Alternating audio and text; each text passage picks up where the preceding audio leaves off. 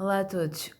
Hoje eu resolvi falar sobre um tema que tem ficado um pouquinho esquecido, tal como outros temas relacionados com a saúde, eh, têm sido um pouco esquecidos nesta fase de pandemia, que é a obesidade infantil. Sabemos que os números de excesso de peso e obesidade infantil em Portugal, no mundo inteiro, são alarmantes.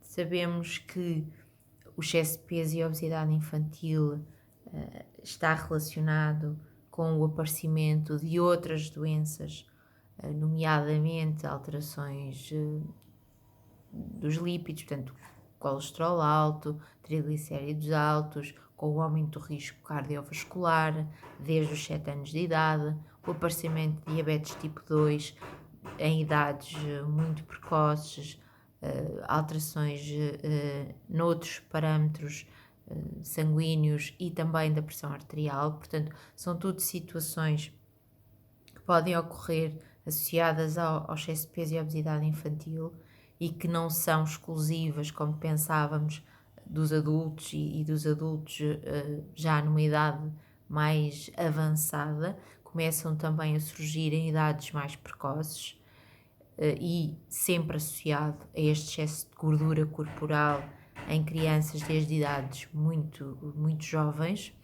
Portanto, é fundamental que voltemos a pensar nestes temas e que olhemos à nossa volta e que tentemos perceber se estamos a conseguir que as nossas crianças cumpram aquilo que são os requisitos, não só de atividade física, de exercício físico, como também ao nível dos hábitos alimentares.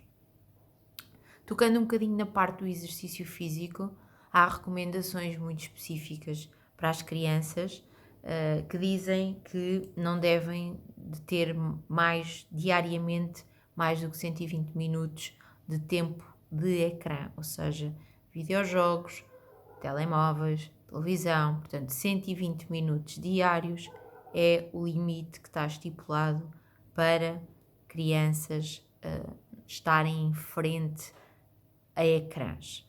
Sabemos que nesta altura, se calhar, nem sempre foi fácil e neste momento com a telescola menos fácil é, porque elas passarão com certeza muito mais horas do que isto em frente aos ecrãs e que temos de ter a consciência que precisamos de conseguir dar contrabalançar este excesso de comportamentos sedentários e conseguir equilibrá-los com um estímulo depois de algumas atividades em que estas crianças possam mexer mais. Se temos a possibilidade delas passearem um pouco, delas correrem, delas andarem de bicicleta, ótimo. Se não conseguimos, ou se não temos espaço para que elas façam isto, podemos estimulá-las a dançar, a saltar à corda, a fazer atividades que possam fazer em casa, que as crianças gostem de fazer, mas que não estejam, depois de estarem tantas horas em frente ao ecrã, não vão novamente para o ecrã para passar o tempo, não vão novamente ver televisão, nem jogar, nem para os videojogos, para tentarmos limitar este tempo de ecrã o mais possível.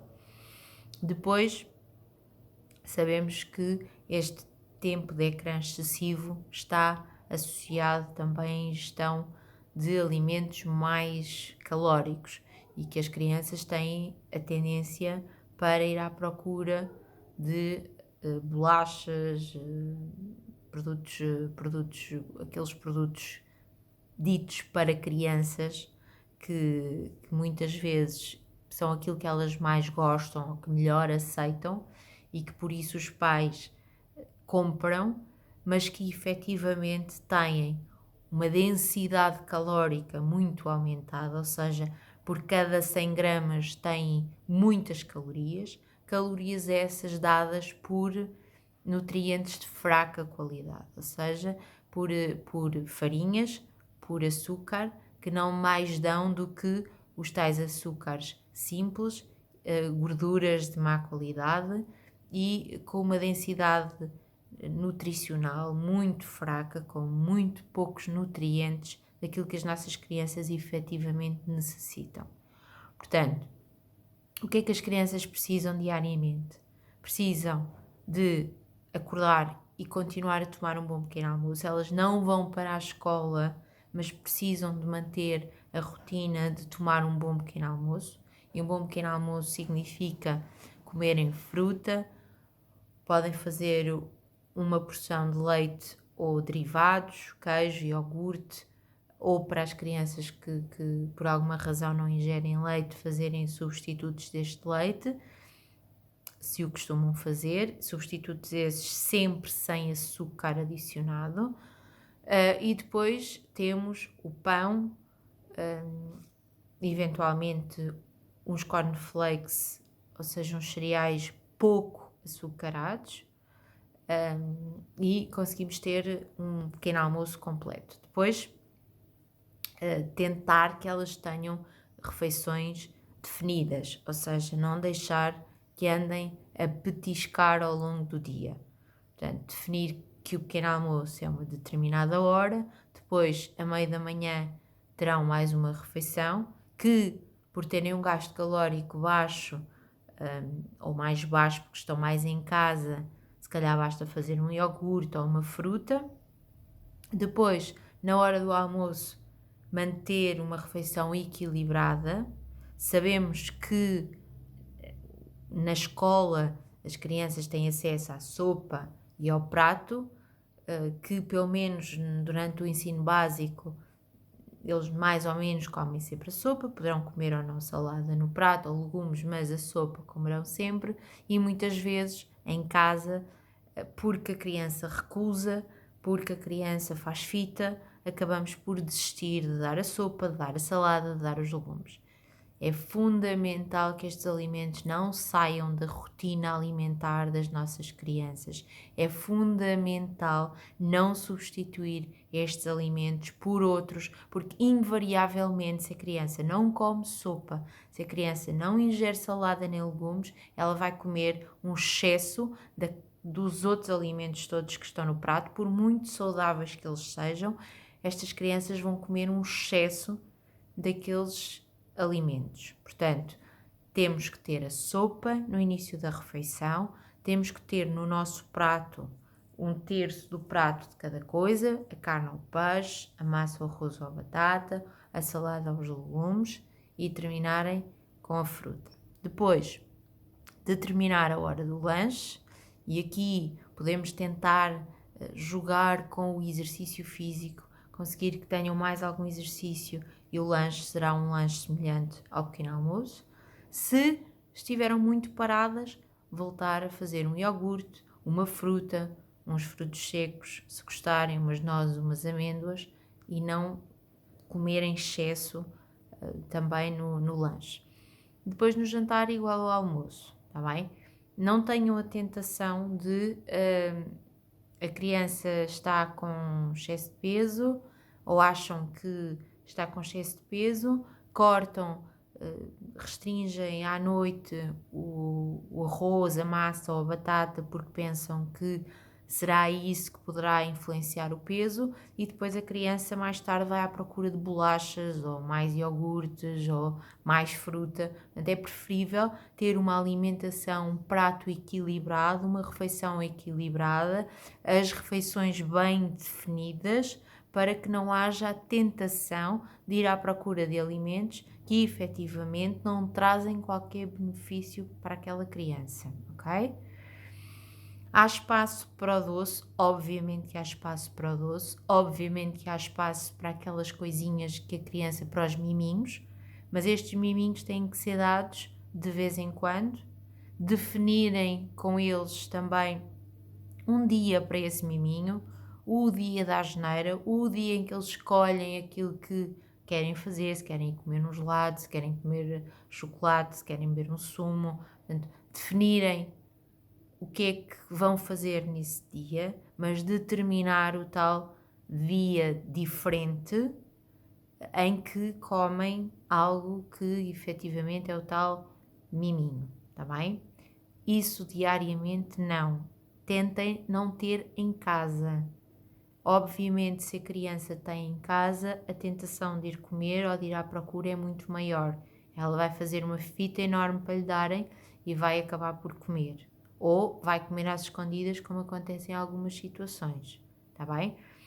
Outra coisa que eu quero salientar, e aqui já terá um bocadinho mais a ver com a parte psicológica daquela criança, que é, acontece muitas vezes, e agora que está a família toda em casa, ou que estão os irmãos, se há vários irmãos, os vários irmãos estão em casa, e acontecer, há uma criança que tem problemas com o peso, e há outra ou outras crianças que não têm qualquer problema com o peso. E os pais tendem a deixar que aquela criança que não tem problemas com o peso coma ou ingira sumos, doces em maior quantidade e compram para casa para aquela criança, mas depois tentam restringir àquela que tem excesso de peso ou que tem obesidade ou que tem uma apetência maior para ter. Nunca façam isto a uma criança. Se põem na mesa, se está em casa, é difícil dizerem tu podes comer e tu não podes comer, está bem? O que eu vos aconselho é, efetivamente, adotarem uma alimentação equilibrada para a família toda. É impossível tratar ou é impossível controlar um problema de peso numa criança sem que toda a família esteja incluída nesse projeto, nesse programa, nesse tratamento. Toda a família tem que adotar um estilo de vida mais ativo, hábitos de vida, hábitos alimentares mais equilibrados, mais saudáveis e então conseguir passar esta mensagem, passar estes hábitos à criança e conseguir efetivamente ter sucesso neste tratamento ou neste combate à obesidade infantil.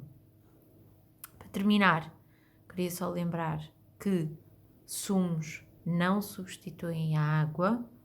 Os sumos são água com açúcar, seja que tipo de sumo for, seja que tipo de refrigerante for, são água com açúcar ou água com açúcar e adoçantes.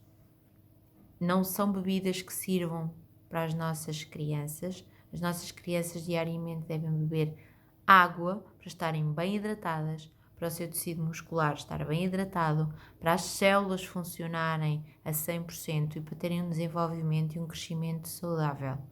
Os sumos são o tal miminho que deve entrar só de vez em quando naquele dia especial que vocês vão determinar com os vossos filhos. Está bem? Era isto que eu tinha para vos dizer hoje. Espero que o resto da vossa semana corra bem e até uma próxima. Obrigada.